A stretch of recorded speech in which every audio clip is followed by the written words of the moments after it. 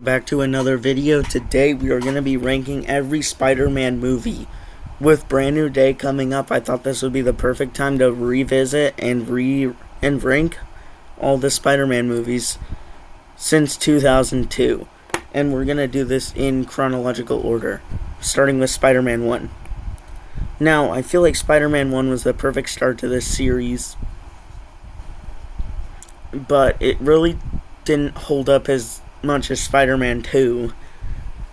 And I think the romance is a little bad in this movie. I don't like origin films that much about how he gets his powers. I do think that Willem Dafoe as the Green Goblin is one of the standouts of this movie, but it's just like the plot kind of like differs here and there. Like, I think the standout is definitely Willem Dafoe, but it's just like MJ and Peter. I do like the fight with Flash, and then the Uncle Ben death scene, and then the robbery chase. I like all that, but it's just like the romance and stuff like that. It makes it, like, drags it down a little bit. And so I think I have to put it in A tier. Spider-Man 1 goes in A tier. Controversial, I know. But I had to put it there because it's a good film, but it's just not good. Like, if you know what I mean. Now, on the other hand, Spider-Man 2 goes in S tier, right? And the reason this goes in S tier is because it didn't have that romance. It, like, had a little bit, but not as much as the first one. And then Doc Ock's just, I think, a better villain than Green Goblin. Like, that whole train fight is one of the best scenes in that movie and one of the most iconic scenes from cinema history now. And then the final battle where they're drowning the fusion reactor. And then when he actually gets his powers, that's one of my favorite moments of the movie, is when Doc Ock, the arms become in control of him. And then I just think that Harry trying to get revenge on Spider-Man when he doesn't know Peter Spider-Man is good too. Also, Spider-Man failing at his powers and then he quits being Spider-Man. J. Jonah Jameson is happy about that. I just think it's a significantly better film than Spider-Man 1. And now, since we're going in order, Spider-Man 3. Okay. Even though this has some of the best memes because of Tobey Maguire, looking at it from a movie standpoint, it has to go in D tier. I like the black suit Spider-Man, but everything about the first film is multiplied times 10. Right? Because they brought in Gwen Stacy, they have MJ, then they have the Eddie Brock trying to become the photographer, and then they have a bunch of these side plot stuff about Peter being an asshole that I don't think work in this film. And it could be fine in other films, but it just doesn't work here. And it's like the plot goes off the rails like the first one a little bit, but it's worse because you could tell they tried to do everything with this with like the black suit Spider-Man. And I think that's one of the cooler aspects, but it just didn't deliver on the expectations that people had. That's why the 2004 Spider-Man 2 is the best one out of this trilogy, because it was in the middle and it had good actors, good scenes. But the first and last, the Spider-Man 3 is significantly worse than these other two, and I could see why they canceled Spider-Man 4 with Tobey Maguire. But then, now we move on to The Amazing Spider-Man 1. And I think this is a fine movie, but I think this is a great movie, actually, but it's not better than some others we have coming up, so I'm going to put it in B tier. Now, the way Peter deals with the Uncle Ben death is way different than in Tobey Maguire's, because Andrew Garfield can actually act and cry, unlike Tobey, where he looks like he's like, I don't know. I like this movie. I've only seen it like 2 times. I've seen these other ones like 4 or 5. I like this movie from a hero standpoint. I think Andrew Garfield does a good job.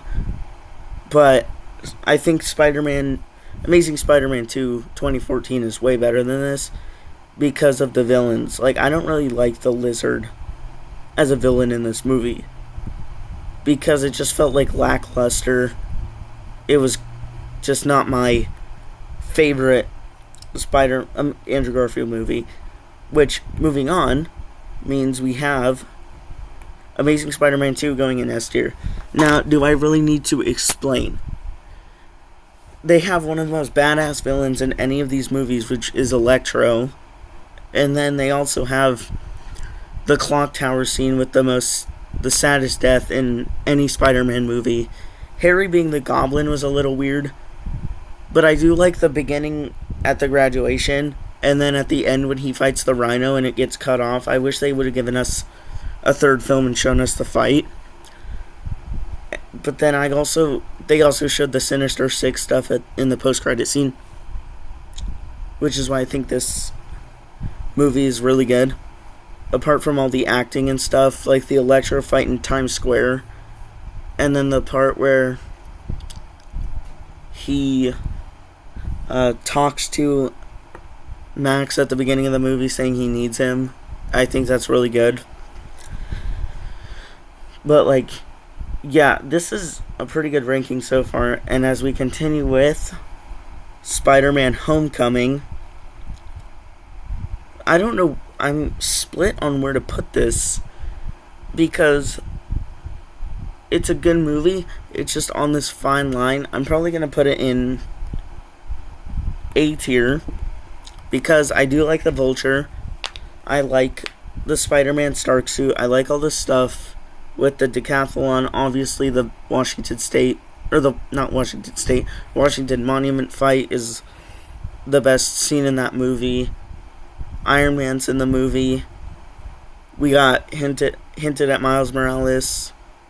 I mean, it's just a good film to watch. And then the reveal when Peter goes to Liz's house for the homecoming, and it being Adrian Toomes at the door, and then Peter realizes, oh crap. And then when they get to the actual homecoming dance, he's like, I'll kill you. He could have handled that differently, though. But I think this movie is fine for an MCU, first start to an MCU. I think the reason people don't like it is because they didn't do the origin story of him getting bit by the spider. They kind of talked about that in Civil War. But it would have felt like a waste if they'd done that with this movie. And I kind of like this movie. I have the Lego Vulture figure, so good movie. Moving on to Tom Holland's second movie, Spider-Man Far From Home. Now, all of these Tom Holland movies are really good. It's just difficult where to place them on a scale because it's impossible to do so because they're all good. But no, I'm going to say Far From Home's B tier. A couple of times it kind of lost the plot, and then like some of the villains weren't really, like Mysterio was a good hero / villain, but it really didn't serve on the correct level that it needed to be a good villain at the end. And then Peter giving up the glasses was the stupidest decision in the whole movie. He should have just kept them, because why would he trust someone he met 5 days ago? Like, stuff like that is just so stupid. But I don't know, it's an okay movie, but I can't put it any higher than B tier. Now we have Spider-Man No Way Home. This goes in the S tier because it's basically Andrew and Tobey's franchises combined with Tom's, and it makes it really good, blending in the Doctor Strange stuff, all the classic lines, all the villains. And I thought that was really good how at the ending scene when when Doctor Strange makes everyone forgets who Peter Parker is, and then that goes into Brand New Day coming out in a couple months, or actually in 6 days. So Yeah, it was a good film. I saw this in theaters, and it was a good theater experience. And then now we have Miles Morales Into the Spider-Verse. C tier. I like this movie. It is definitely better than Spider-Man 3 from 2007, but it is worse than Spider-Man 2012 and then Far From Home. Because the second one is so much better. Like, I just don't like the origin stories, like I said. And then the character building's not really good in this. And so I put it in C tier. I like the movie. I like all these movies. But it's just on a which is better scale. It's like, yeah, Spider-Man 3 2007 is the worst out of these 11 movies. Well, technically 10. One isn't out yet, but Into the Spider-Verse just kind of falls flat in some parts. But that isn't the case with the next one, Across the Spider-Verse. This goes in S tier. I like all the characters in it, like the different Spider-Man. 2099 is probably the best villain in this movie.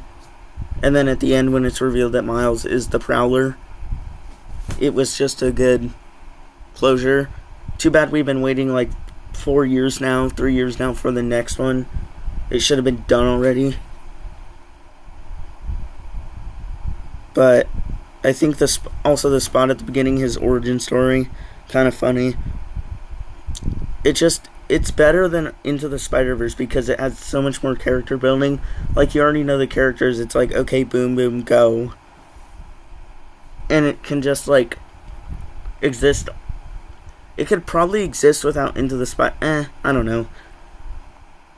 It's just a good second movie to the Miles trilogy. We need him in the MCU soon. Hopefully in Brand New Day we get him, or he gets his own MCU movie soon. They should do that, but I feel like they would have done it a while ago if they'd already done it, or if they were already going to do it. But now, on to the last movie, which technically isn't out yet, but judging off the trailers, I'm going to put it in A tier, which is Spider-Man Brand New Day. Now, in Homecoming, they teased at the Scorpion in the end credit scene, and then he's actually going to be the villain in the movie along with Tarantula, Boomerang, Tombstone, which we haven't gotten an official image, but Lego has one of the Brand New Day sets has Tombstone in it. Yet we haven't received any promotional material for him. Not even the Marvel Legends figures have him yet. And then we have Hulk returning with his brown, I think it's comic look. But this movie I have high expectations for because I liked No Way Home and it leads off of No Way Home. And then Peter's struggle of trying to make everyone remember him is going to be fun to watch. And then we have Sadie Sink's mystery character, who people think she's playing Jean Grey, which I think is probably the best, like, most accurate option. But then there's other people she could be playing, but I just don't know who that could be, judging off the stuff that they do in the trailer. Oh, and then we have John Bernthal returning as the Punisher. And then we don't know if Spider-Man's going to be in Doomsday. He wasn't in the trailer for Doomsday. And obviously this isn't a Doomsday video, but I should talk about it. Fantastic Four, Wakandans, everyone else was in the trailer but Spider-Man. No Nightcrawler or Beast. And I think Spider-Man will die at the end of Brand New Day. Because he's not in the...